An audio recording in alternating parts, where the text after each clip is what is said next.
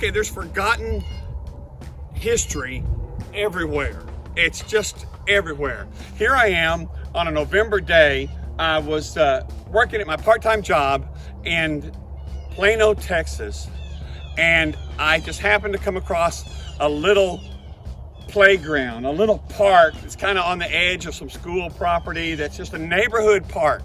And how am I going to find any kind of history, anything interesting here? Well, kind of follow me a little bit and you'll see what I mean. Yes, we got playground, all that type of stuff. And yet, if I walk this way, what comes into view? You're not going to believe it. In this little neighborhood playground is a Walker Bulldog tank. It's actually somewhere in between a light reconnaissance vehicle and a tank. After World War II, the Army thought, well, we need something more modern than those M3s and things like that that they had in World War II, and they needed some kind of fast, maneuverable, accurate kind of vehicle. And so they decided to make a light reconnaissance vehicle, lightly armored tank, okay? And so this was in the late 40s up until about 1950. This is that vehicle. This is an M41 Walker Bulldog. All right, the Walker Bulldog was conceived in the late 40s and went into production about 49 or 1950. It's named for Walton H. Walker, a famous four-star general of World War II. But to describe him as a four-star general of World War II is really not doing him justice. He was actually a contemporary of George Patton's, okay? He got out of West Point in time to go and fight on the Texas-Mexican border against like Pancho Villa and that kind of thing with people like Pershing, just like George Patton did, okay? He then fought in World War I, where he was highly decorated as a young officer. Then he fought in World War II, and again, he was highly decorated. He was one of Patton's corps commanders. When Patton was commander of something like the 3rd Army or something like that, which was made up of several corps, he was one of Patton's corps commanders as a 3-star general, okay? And he went to then to Korea, where he was a big deal in Korea and commanded a corps in Korea, and was highly decorated for some of the actions that his corps took in Korea. And he would have gone on to be someone really more noticed in history, maybe President of the United States or somebody like that, had he not been killed in a car accident in Korea in 1950. Similar to what happened to George Patton. How about that? But in 1950, he was actually killed in Korea.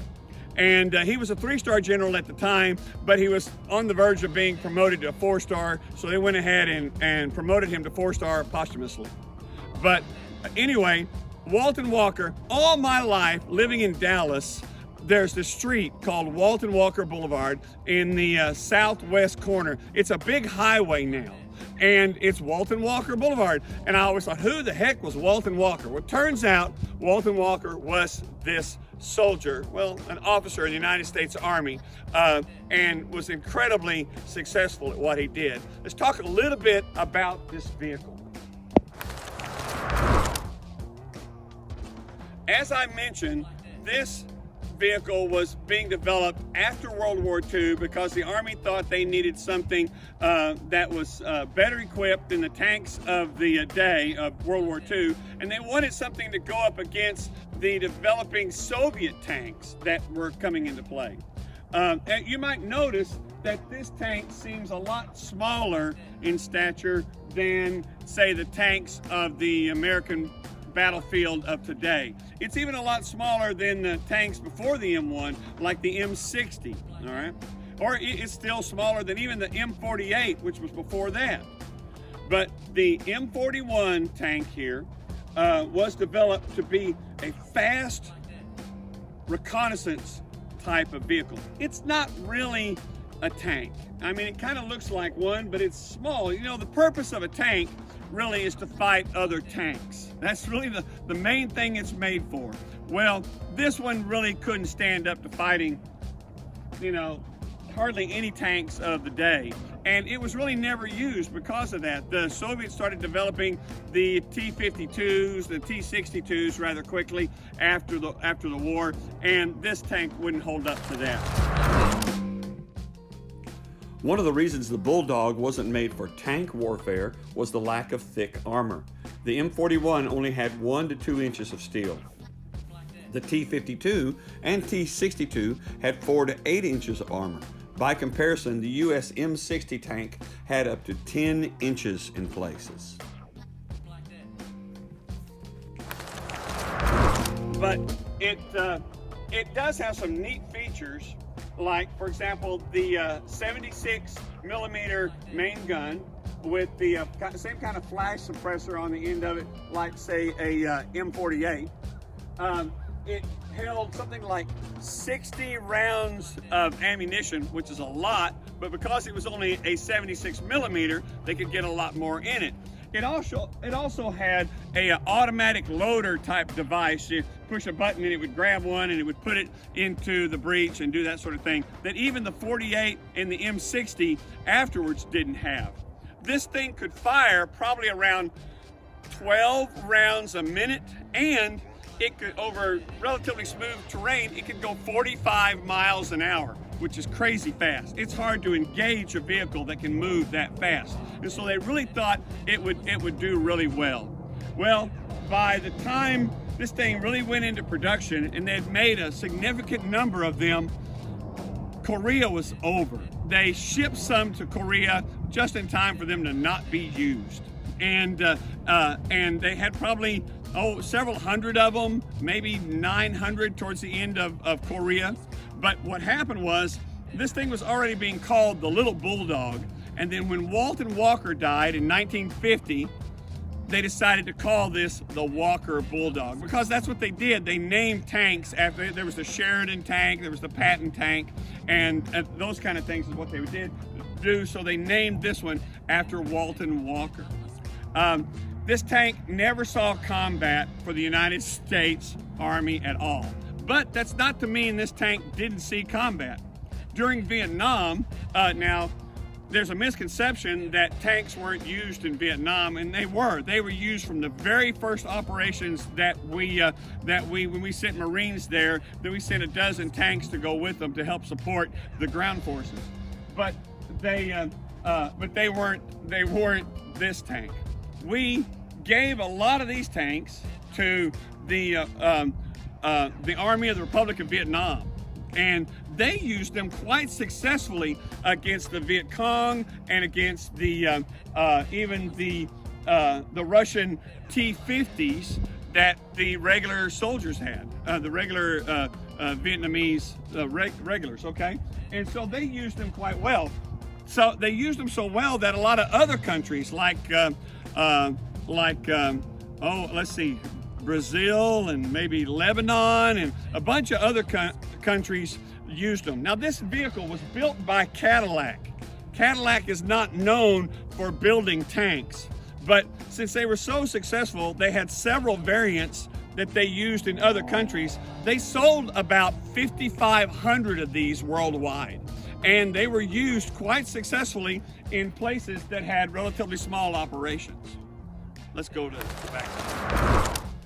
All right, the most distinctive thing about the M41 Walker Bulldog, so you can notice them from a long way off, is this back side of the turret.